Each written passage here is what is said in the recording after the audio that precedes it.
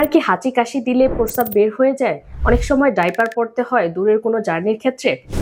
অনেকেই লজ্জায় কাউকে বলেন না, কিন্তু এটি স্বাভাবিক নয়। এটি হতে পারে ইউরিন ইনকন্টিনিউয়াসের কারণে। ইউরিন ইনকন্টিনিউয়াস হলো প্রস্রাব লং টাইম ধরে রাখতে না পারা।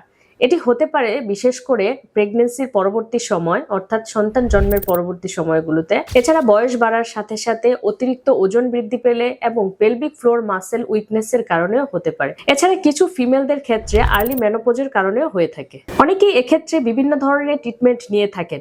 কিছু কিছু ক্ষেত্রে দেখা যায় অনেক পেশেন্ট কমপ্লেন করেন যে তারা বিভিন্ন ধরনের মেডিসিন নিয়ে থাকেন, এছাড়া কিছু ট্রিটমেন্টও নিয়ে থাকেন, কিন্তু এক্ষেত্রে তারা তেমন কোনো রেজাল্ট পান না। কারণ পেলভিক ফ্লোর মাসেল এমন একটি শক্তিশালী পেশি যেটি আমাদের মূত্রনালী, জরায়ু এবং মলাশয়কে সাপোর্ট দিয়ে রাখে, যাতে আমরা আমাদের প্রস্রাবটাকে লং টাইম ধরে রাখতে পারি। এক্ষেত্রে আমরা অ্যাসেসমেন্ট করে দেখি যে পেলভিক ফ্লোর মাসেল ঠিকভাবে কাজ করছে কিনা।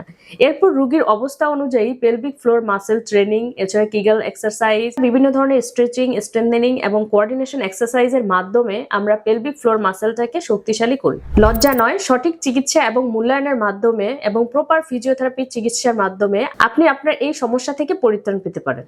ধন্যবাদ।